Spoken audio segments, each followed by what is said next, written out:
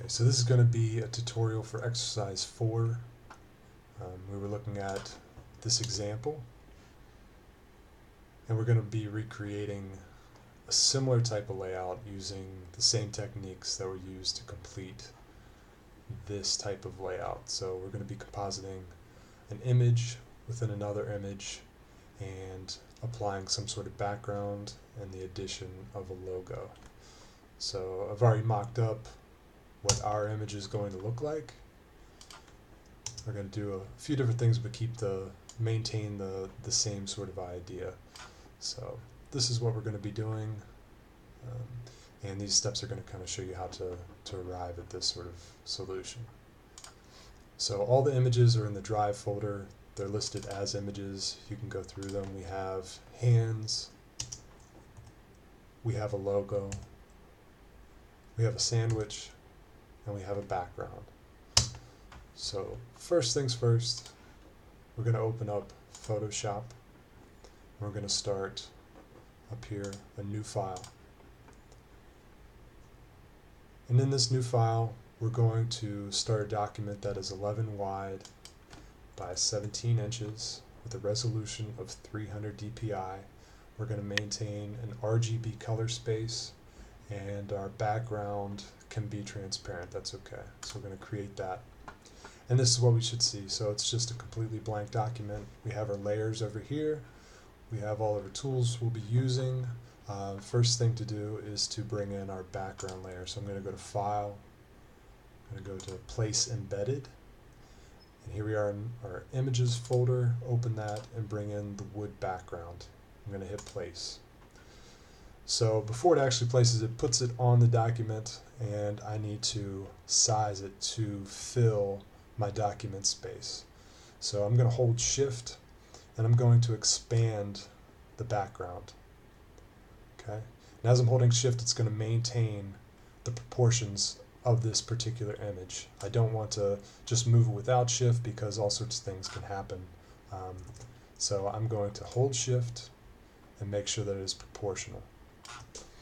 I also want to rotate this because it's a vertical layout. I want to have the boards going vertically, and I want to have a little bit of extra space and kind of find that just that right spot. I also don't want these knots or the nail holes to be kind of centered, so I'm going to raise those up just a little bit, and that looks good. So at this point, I'm going to go ahead and just hit a tool, and this will allow me to place this document. So it asks me if I want to place, and I do. That looks good. So before moving on to any other pieces that go on top, we want to do a blur to this background. We want it to set back in space a little bit. We know that everything else, the hands, the sandwich, are going to be very crisp and in focus. We want to create that depth by blurring out the background a little bit. So with this wood background still selected on my layer, I'm going to go up to Filter and Blur. I'm going to choose Gaussian Blur. And this will give you a preview of the effect that you're applying. So your control here is at the radius, and you can drag this and you will see how much you're affecting your background. I don't want it to be a complete blur. I still want to see some of that detail, but I don't want it to be crisp at all. So right here, this is around 24 pixels. I'm going to go ahead and say that's okay, and I'm going to approve it, and that is now set. So that's our background. Everything that we put on top of this will now have that nice kind of contrast between sharpness and blur. So let's go ahead and bring in our next piece, which is going to be the hands. So again, I'm going to go up here to Place Embedded. I'm going to select it and find my hands, and we're going to go ahead and place that. As you see, it gets set on top of the wood background in the Layers panel here. And also you'll notice that the hands have a white background, so we need to address that. We want to cut them out so it looks like the hands are in front of the wood background without any white. So first thing we're going to do with that is we're going to size these hands a little bit, kind of get a general rough idea. We'll go ahead and just let those be there and approve it in place. So there are a couple different ways to mask things in Photoshop. The easiest is going to be the quick selection tool. When you have a sharp contrast between background and the actual image that you're trying to cut out, it's really easy to use this quick selection tool, as you can see here. So what this is going to do is it's going to kind of imagine where those edges are. It's going to interpret, that those contrast points. So it's going to see the white, it's going to see what you're selecting, and it's going to do its best guess to determine what that edge is, right? So a couple other ways we could bring in the pen tool. We could actually go around and set points around what we want. That's a little bit more time consuming, though it's probably more precise.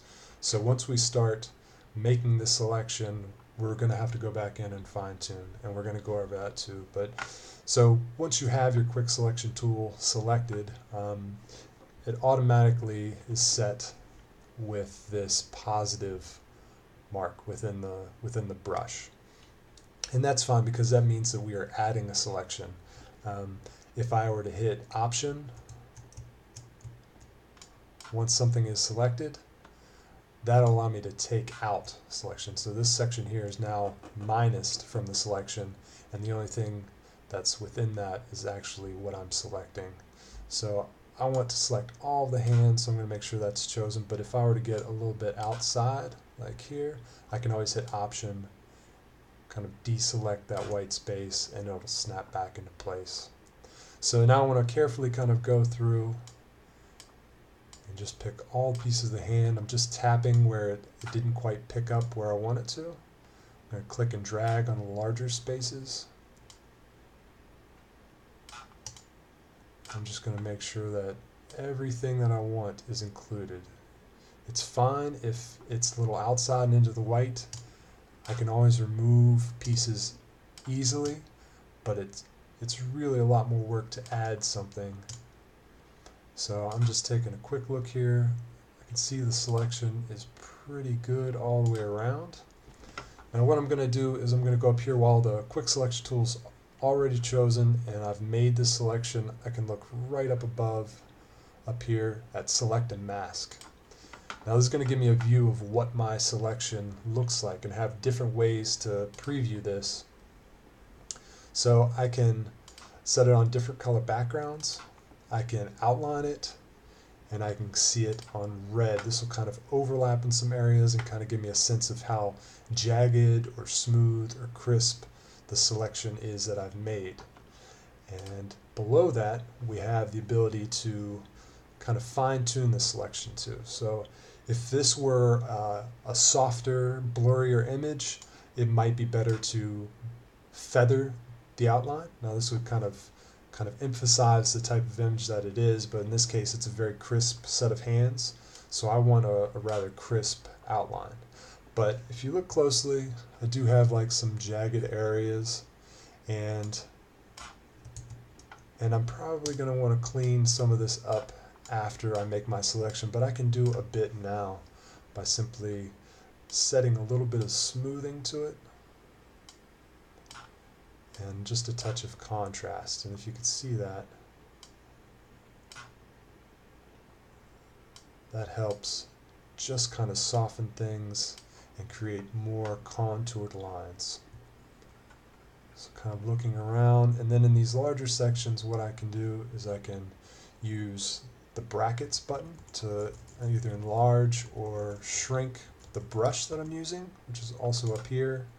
I don't have too much hardness, and the size is about appropriate looking at it here. So I didn't want to make that selection, but now what I want to do is I want to remove this little bit of white. I'm holding Option and I'm just kind of dragging through the white, clicking on the white. You see it helps kind of bring it in a little bit closer and get rid of some of those larger areas. I can also do that here. Bring it in just a little bit. Anywhere else in between the fingers is a tough spot, so I'm going to shrink my brush down a whole lot using the left bracket, and I'm going to hold Option again and just kind of click and drag through that white that I want removed. And again here, holding Option to minus this selection. Let's take that out and a little bit here. Okay. All in all, that looks pretty clean. So I'm going to go ahead and say OK. And so back here in our main document, you can see the selection. And now I actually want to mask this over top of our background. So looking down at the bottom of the layers panel, I have a few adjustments that I can make. I can either get rid of a layer, I can add a new layer, I have some fill adjustments, and then I have this mask layer and effects. I want to hit the mask. This looks like a piece of paper with a hole cut out of it. Once I have a selection made, what it's going to do is make a mask of my selection. So I can just simply hit that, and now my hands have been masked out of the background that they were on. So that looks not too bad, looks pretty good. At this point, I'm going to make some more adjustments in placement on my document. So if you don't see a bounding box with some transform anchor points like you see here, you want to go up to the top menu bar up here, and you can click Show Transform Controls, and at that point you should get this bounding box. And what you can do is hold Shift again, and you can start to resize and move around this element on your page. So I want this fairly large. This is kind of our focal point of the poster that we're laying out, and I want to center those hands kind of in that space. So looking at the forearms, space from the margins where they are, that's pretty centered, and the hands look pretty good. I think I can actually rotate just a degree or two like that, and then kick it back over to the right. That looks really well centered now. And I can even check this, so I'm going to go ahead and apply that transformation. And if you notice, you have some rulers, some guides along the edge. If you ever need to get a reference for your center point, or if you want to align things visually, you can click and drag on the ruler, and you can drag a line onto your document. So this is 11 wide, so I know that 5.5 is the middle point. So now I can see that I'm not quite center with my hands. I'll just move those over a little bit, and that's actually putting the heart shape within the dead center of the page, and that's where I want it. So I'm going to go ahead and leave that where it is, and we can go ahead and bring in our next element, which is going to be the sandwich. So I'm going to go back up here to place embedded. I'm going to find our sandwich. I'm going to go ahead and place this. Now this is where it gets a little tricky. In compositing two images together, you want their relationship and their proportions to be correct. So looking at this next to the hands, the sandwich looks a little small. You know, I guess it depends on the actual set of hands, but we're trying to sell the sandwich in a sense, so we want to make it look big and like a good value. We're gonna make it a big sandwich. So just kind of looking at that proportion again, it starts to get more and more difficult to kind of see the relationship between the hands and the sandwich, because this background is kind of obscuring our view. So something we can do is turn down the opacity a little bit. I can still see the hands, and now what I can actually see is how I'm going to fit the sandwich into these hands. I want to fill the void space, which is the heart shape, and I want the sandwich to kind of fall out of the hands, kind of this triangular shape here. Something right around there looks pretty good. I can see a little bit of space right in here. We're going to enlarge the sandwich just a little bit to fill that in. I can see I'm going to have a little bit of sandwich behind the hands, and then I'll still be able to see most of the thumbs here if we were to cut out everything but the sandwich. So that looks pretty good to me. I'm going to go ahead, hit a tool to place the file, and that has been placed. And I'm going to go ahead and bump my opacity back up. And we're going to do the exact same thing with the sandwich layer as we did with the hands. So we need to select just a sandwich. I'm going to grab my quick selection tool again here from the toolbar, and I'm going to start making a selection of the sandwich. I'm going to avoid any shadows, any of the plate, any of the background, but I'm just going to make a quick selection as I go through here. Okay. So I got most of it, and I see right away I'm not quite getting all of it, so I'm just going to go back in again and click some of these areas.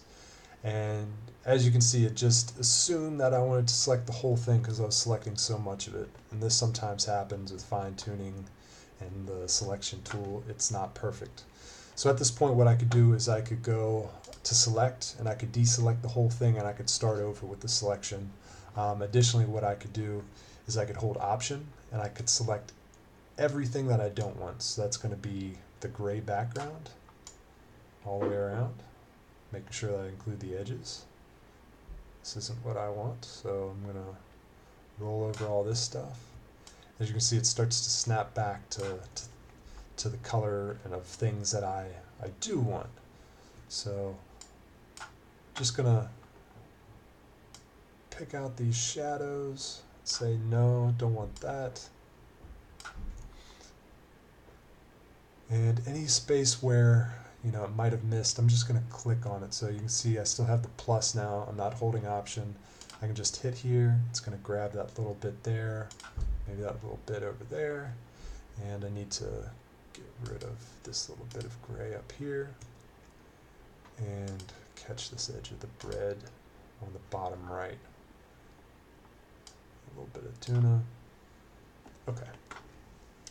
Not too bad. Again, we're going to go up to the top, go to select a mask, and we're going to get this kind of view of our selection. At this point, this will allow us to kind of fine tune a little more. So again, we're going to go through, and with this radius and edge detection, I could roll through that and see what my results are, and it starts doing a few things. It's including more of the mask, things that I already deselected, so that's not really helping us too much. I do see some jagged areas, and for the most part, I'm okay with that, but I could add a little bit of smoothing. And if I roll that up a lot, you can kind of see what happens. It really starts to get rid of some of that more jagged pieces and parts of the bread. So I kind of like that. I think that's getting closer to kind of what I imagine. Maybe not as much. And then to kind of solidify that selection, I can cut them back in here with a little bit of contrast. That's going to even out some parts of the smoothing as well, so it's going to kind of balance that out, and that's not too bad. So at this point, I just want to fine tune what I can with my selection, so I'm going to use my minus. I'm going to just click some of the gray background that came through. Get rid of that. Some up here.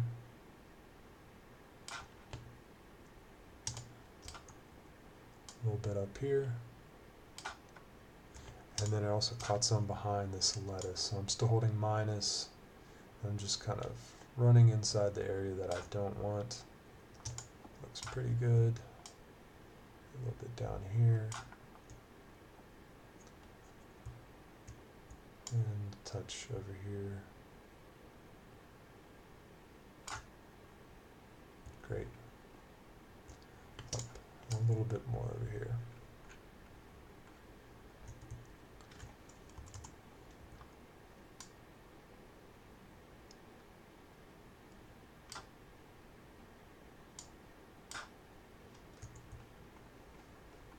Okay. That's a pretty good looking sandwich. I'm going to hit OK. And now the selection looks good. I'm going to go ahead and apply a mask to this layer as well. So there we go. Now we have hands and a sandwich selected.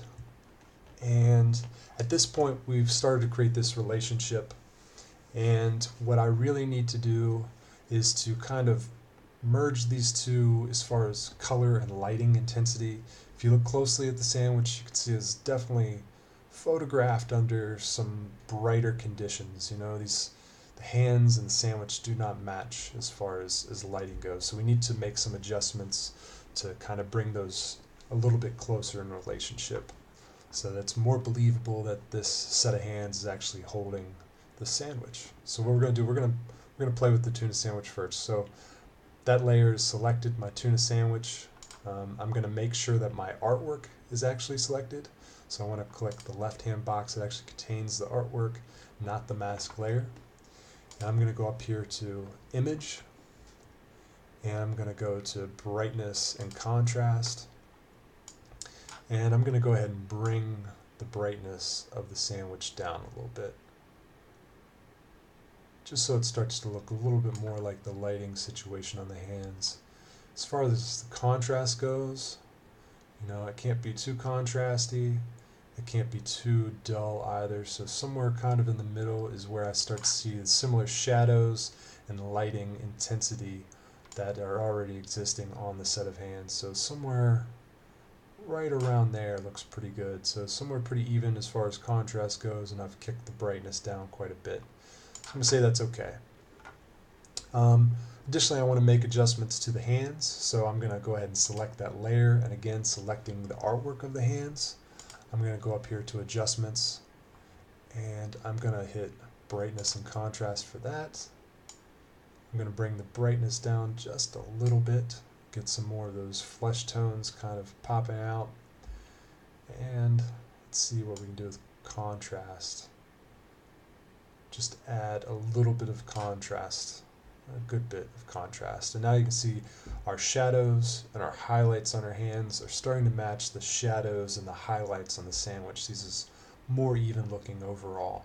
So it looks like this is believable that these hands could be holding this sandwich as far as the lighting and the color are concerned.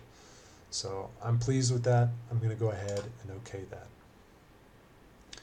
Now onto the task of compositing these two together. What we're going to do is we're going to take the sandwich and we're going to make it look like these hands are holding it. And there are a few different ways that we could kind of arrive at a solution to do that. I think the easiest way is that we're going to need a background sandwich that's going to appear behind the hands in a few places, between the fingertips, behind the last fingers, and then we're going to need a foreground sandwich that actually hangs in front, comes in front of these forefingers and over top of the thumb. So what we're going to do is we're going to create two duplicate layers of the tuna sandwich, and we want one of those layers to be behind the hands. So currently we have a tuna sandwich in front, and then we have hands, and then we have our background. So what we want to do is create a tuna sandwich in front and behind the hands. So to do that, what we're going to do is we're going to select the tuna sandwich layer, which is already selected. I'm going to hold Option, and I'm going to click and drag, and I'm going to go below the hands. And so now I have a duplicate tuna sandwich that's in the exact same place, except that it's a layer behind the hands. To show you this, I can turn off the one that's in front. And as you can see, there's the one behind the hands. So this is where that illusion starts to happen. You can see the sandwich behind, you can see it up here behind these fingers, and then once we have this other one in place, we're going to take this part of the foreground sandwich and we're going to use that. So what we need to do is we need to erase this section of the foreground sandwich so that we see the background sandwich, and that's going to allow us to get the illusion that these hands are actually holding a whole real sandwich. I'm noticing at this point though that my selections are still a little sloppy. I can see a little bit of the background, and these kind of knuckles don't look great. So I'm going to go back in and I'm going to perfect those before we actually seal the deal and create the compositing for the sandwich and hands. So to do that, I'm going to go to the hands first, and I'm going to double click on my hands layer. So you can see it's taken me to the hands. I realize I need to hide the sandwich from both places, I'm going to, again, double click into the heart hands. And I'm going to go ahead and change my view here. I'm just going to do a regular set of hands on black. And this is going to give me a good sense of where those white parts of the background are still connected to my mask. And so I can go in and I can start holding Option, and I can deselect some of the white, just kind of running along here.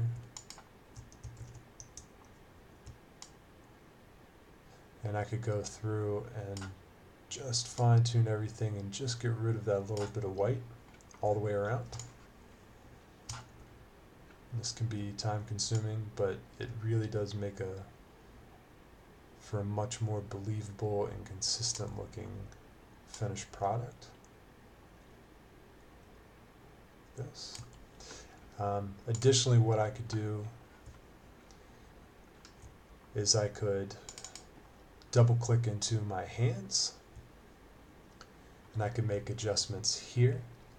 If I wanted to set a different background, I could do that, and I could also do basically the same sort of adjustment. But probably what the easiest thing is to do, and gives you the best sense of your actual space that you're working within, is to make your adjustments to your mask in your actual document. To do this, you select the layer that you're working on, but you want to make sure that you select the mask. And you choose your brush tool, which is your 8th tool down, your brush tool. And you're actually going to adjust your mask within your document. So if I select either white or black, this is going to either add or subtract from my mask. And looking at the small image of the mask over here in your layers panel, you can see that everything that's been removed is black. Everything that's white is what's still showing. So by simply choosing the black, I can start adding to that selection. So again, I'm adjusting my brush size to find something that'll work well, checking the hardness. I don't want anything too hard, but a little bit of hardness. And now what I can do is I can simply kind of follow along, and I can start removing any of the white sections that didn't get taken out in the mask. A very helpful and kind of useful tool is using Shift. So in any straight area, say along this fingernail, if I were to click right here, and hold Shift and click right here, this is a straight point basically from here to here. It's going to select that whole thing as a straight line. From your last point to the point that you pick next, it's going to select a straight line. So if I were to do that, it's a straight line connection. And you can start to break down your cutout to a smaller shape and really start to fine tune and move quickly as far as cleaning up your mask. You want to be making small increments. You don't want to try to take out too much all at once, or else you're going to get an overall very jagged looking result. But this will help speed up the process and also kind of remove the element of getting too jittery or making imperfect, smaller kind of variations in your mask along the way. So holding Shift where I can to just knock off the rest of the white. I can start to make my way around. Have to be zoomed in really closely to get this sort of fine control. You can see how large the image is zoomed in. And I'm just going to keep making my way around.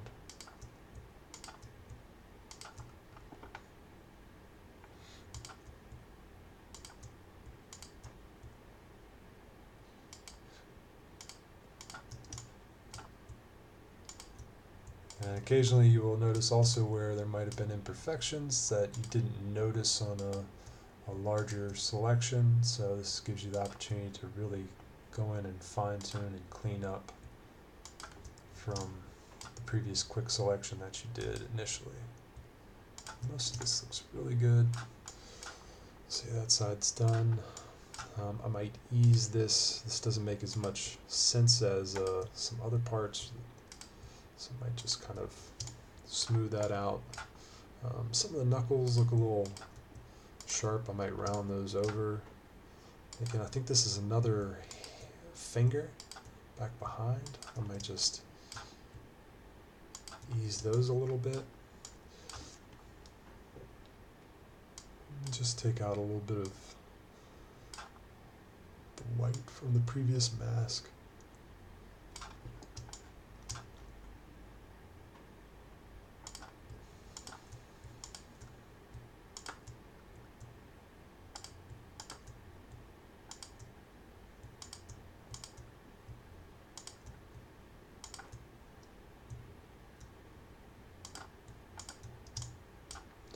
And really, this is where I was having a hard time finishing a clean cutout.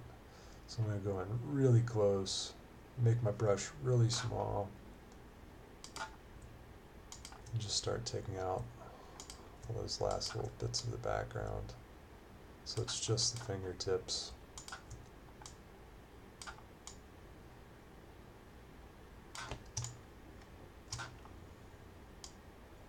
And I'm using spacebar to kind of navigate.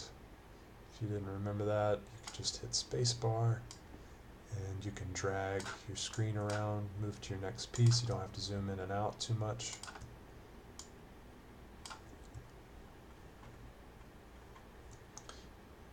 I might take this a little bit, brush a touch larger.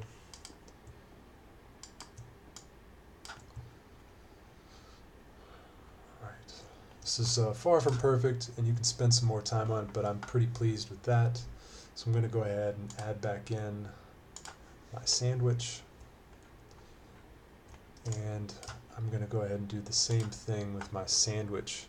And I could have done this before I duplicated my layer, but I'm not too worried about the back as much. So I think what I'm just going to do is just focus on the few spots that I saw that are going to be towards the front of the sandwich. So go in and really get rid of these background pieces. This gray color is a bit distracting and really stands off from everything else. So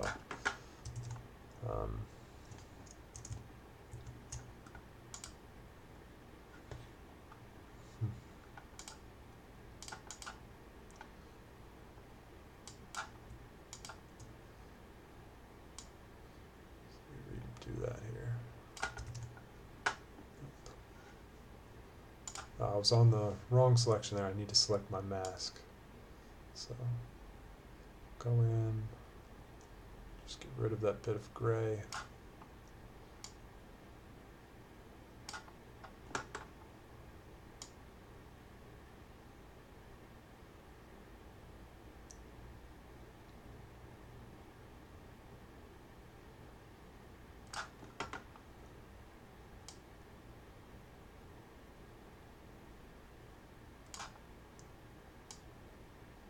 And anytime I need to add something back in, I got a little too far in there, so I can go back with white, and I can just roll over where I went too far, and I'm adding that bit back into the mask. So just taking out that gray, particularly where you have the strong contrast between the bread and the hand.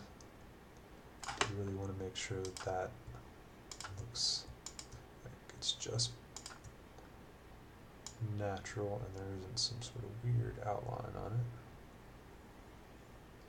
So it looks pretty good. A little bit around here.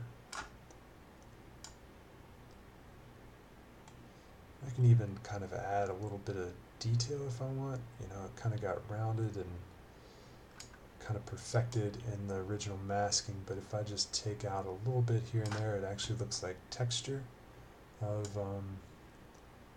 the tuna salad. And I think that actually looks more believable than what the mask originally was. So I see the opportunity to do that. I might even do it a little bit here. And now I'm starting to really feel like that's kind of the way that tuna would look rather than the way that it was. So if you see those opportunities, it's a good idea to kind of make those adjustments, just see what it looks like, and decide if that's something that your cutout could use.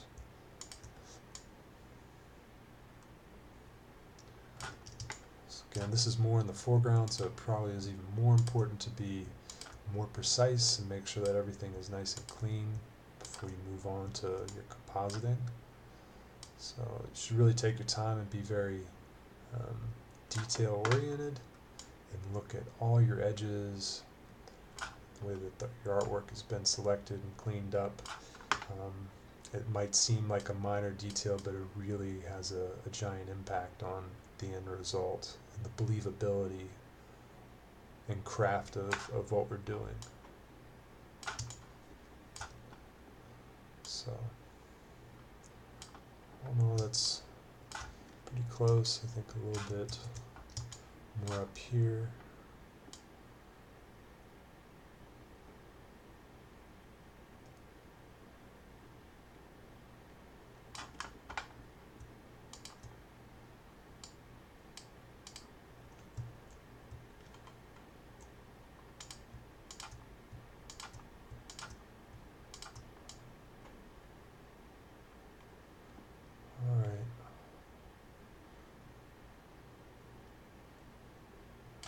That's probably pretty good for right now. Okay, so at this point I have my two layers. The tuna sandwich is behind, it's also in front, and it's kind of sandwiching the hands, right? So there's the background one, there's the foreground one, the hands between. At this point what I'm going to do is I am going to remove the part of the foreground sandwich that is obscuring the fingers, and this is kind of where the art happens. So I'm gonna put a little bit of opacity, or bring down the opacity just a touch so that I can see where those fingers are, and I'm gonna select my erase tool. I'm gonna make sure that my opacity is all the way up for this. I want 100% opacity, and I want to make a fairly hard brush, somewhere about 47–50%. And I know that I'm going to delete this sandwich, this foreground sandwich, along the back and along these fingers. So I don't want to remove any of the section over here or down below. I just want kind of this general area removed. It needs to look like the sandwich is coming out from this knuckle and this knuckle. So we're gonna start erasing. Oops. I need to make sure that the artwork is selected. And we're gonna start erasing the sandwich from these fingers. And I'm just gonna give myself a general sense of where these fingers are. And right to this knuckle and just straight out along this finger.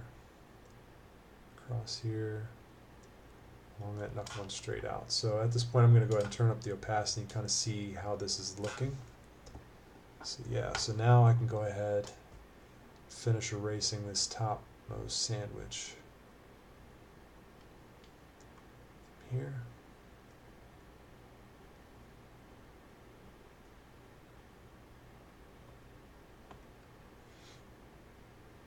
Anything that's over those fingers. There. Okay, now I need to address kind of these parts here that are cutting over. I'm just going to do straight lines, so it kind of helps to give the sense the dimensions of the sandwich are changing a little bit, or being kind of compressed into these little grooves of the hand. We're gonna sell that illusion a little bit more here shortly. But looking at that, that's a fairly believable composite of these two images. So From this point, what we're going to do is we're going to add a couple more elements to kind of make this believable. So dealing with this top sandwich again, this artwork actually selected, we're going to add an effect. We're going to add a drop shadow to it. Looking at the lighting, you can tell that there's some kind of top-down light. So by selecting drop shadow from our effects panel, I'm going to show you where that is again. Down here at the very bottom, it's right next to the mask button. We have a select or an effects button, and from this list we have a lot of choices. At the very bottom is a drop shadow. And when we select that, you notice that the shadow gets created below that topmost sandwich. And now that's dictated by an angle, so we could change that, we could flip it, and the shadow would adjust and go the other way. But actually a 90-degree shadow is looking pretty good right now. An important thing to know about drop shadows is that you always want the shadow to be a darker version of the color that the shadow is being cast on for it to be believable. So this brown is probably not too bad of a color choice. We could go a little bit lighter, like it's a darker version of the skin tone. So something in the brown range is probably going to work pretty well. And then what we can do is we can adjust the opacity. We don't want to go too dark because the light isn't quite that intense. We want to kind of find something where you can still see those skin tones below, but for it to look like actual lighting conditions. Additionally, we can play with the distance and how far down that light is casting. This isn't very far from the hand, so in a believable situation, this shadow isn't going to be too far away.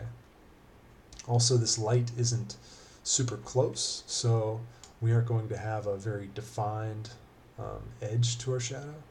This light is much further away, so we get something that's a lot softer edged. You can see that too. There's a little bit of, there must be a line or something along the outline of the original file that we didn't get cleaned up, so it's casting a shadow from that single pixel width.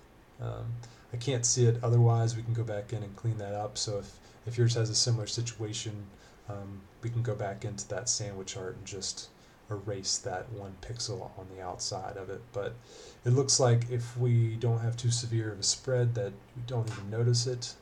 And then finally we have this size. So this is how far and big this shadow is. Again, it kind of helps create a very crisp line, or it can kind of be more subtle. And I think that's what we want to go for. We want something a little more subtle in this case.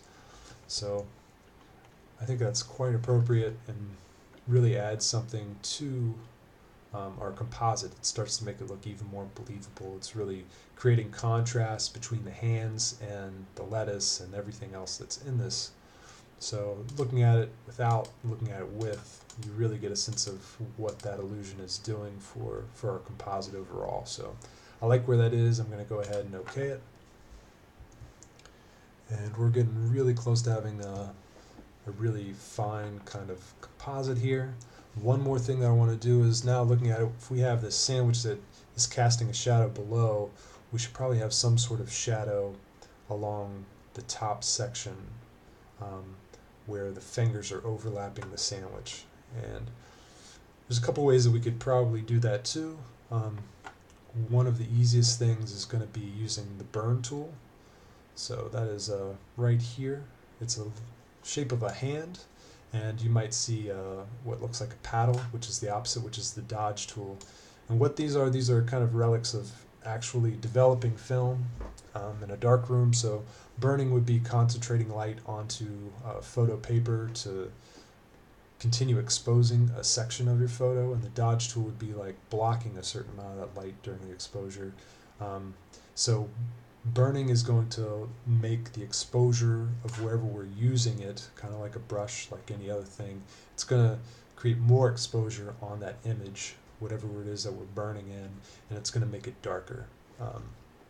There are three modes for applying a burn tool, and they're up here up at the very top. You have midtones, shadows, and highlights, and what's that's going to do, it's going to focus on either a highlighted section, a shadow, or a midtone of what you're selecting over and you're wanting to burn in. So we're going to go with midtones because we're going to burn this bit of the sandwich, and everything looks kind of even there. It might be closer to some highlights, but we're going to see how burning the midtones works. So again, we're still on the top tuna layer and we have the artwork selected. I don't want to make this too strong. 20% is probably pretty good. I'm just going to kind of roll over this bit of the sandwich just under the fingers, and it's going to start to darken that bread section, kind of creating a fake shadow. So we're kind of creating that. And I don't want to go too heavy-handed with it. I just want to kind of add a little bit of shadow. Something kind of along there looks pretty good.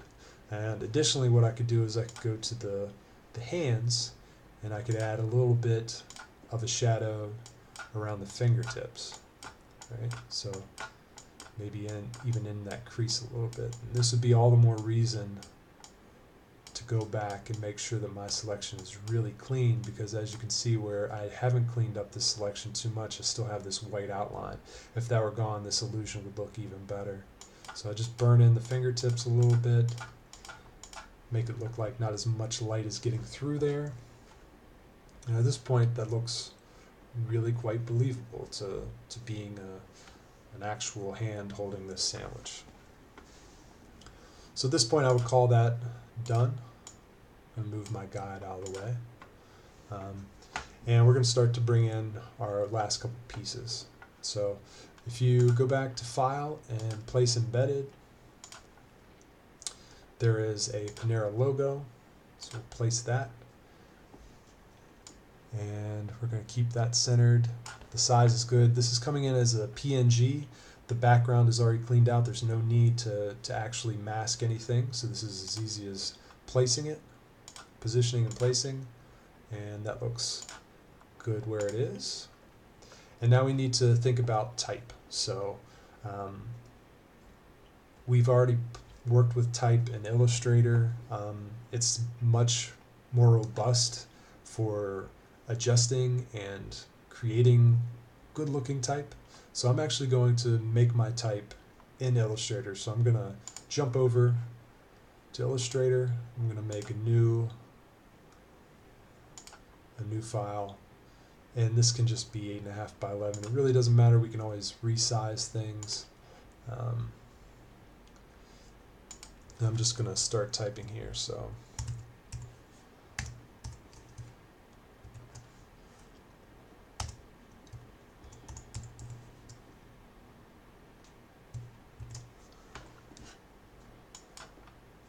I want to center my text, so I'm going to actually center align everything. I'm going to make it fairly large so I can see what I'm doing here. And I'm going to grab my character panel, and I'm going to adjust the leading. Get something a little bit tighter. And now I'm going to find a typeface that works well. So let's see if I can move over here.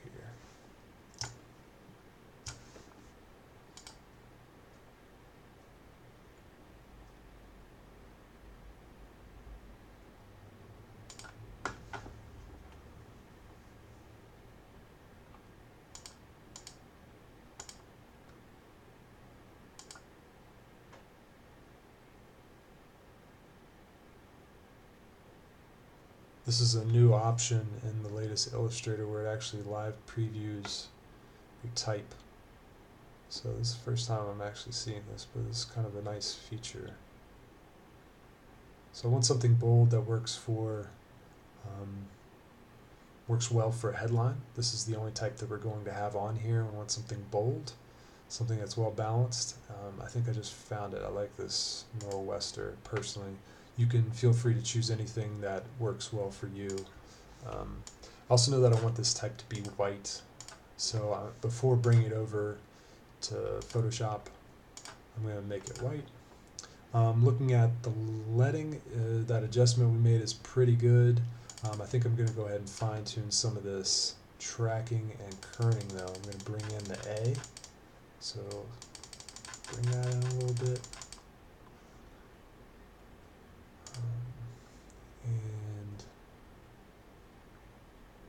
And I think that's pretty solid. That looks pretty good to me.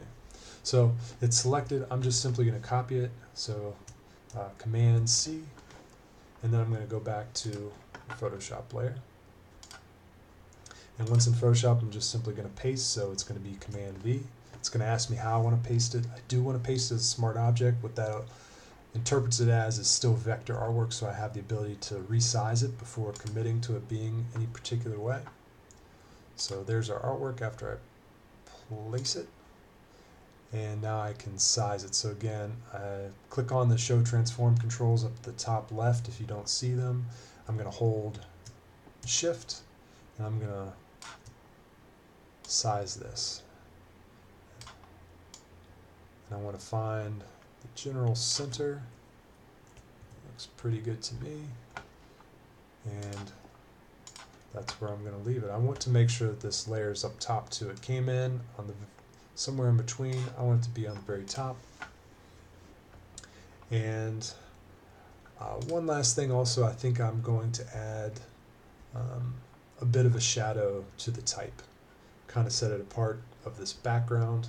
So again, I'm going to go here down to the effects, down at the bottom right next to the add layer mask. I'm going to add another drop shadow. Just create a little bit of space. I don't want it to be too obtrusive. I think that same sort of amount that we did for the sandwich to hands looks pretty good. And I'm going to go ahead and okay that. Okay, at this point we have a completed design, a completed composite. I think it's believable. We have this nice sort of center layout and alignment going on. So as I see this, there's a nice separation between the background. It's a nice creation of space. It's very clear.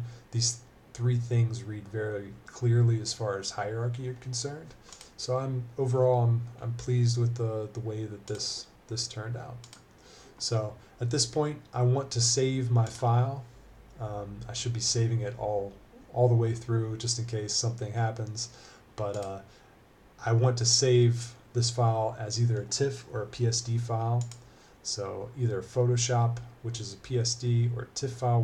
What that's going to do is it's going to save all my layers. At any point, I can open up this TIFF or PSD file, and I will be able to come back in and make adjustments to all of my layers. So if I go as a PSD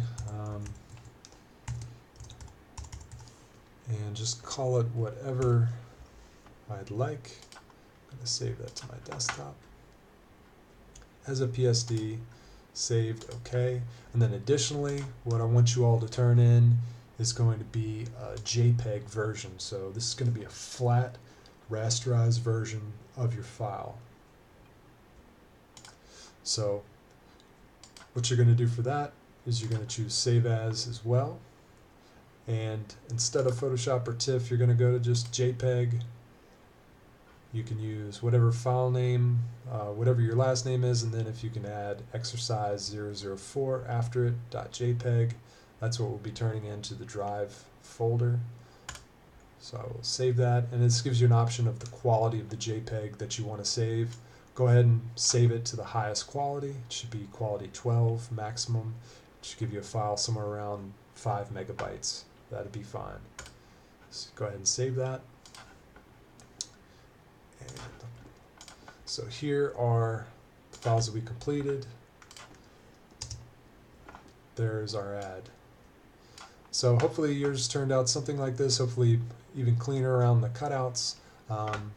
If you have any questions, get in touch with me and I can help you walk through, but I hope this is helpful, guys. All right, see you later.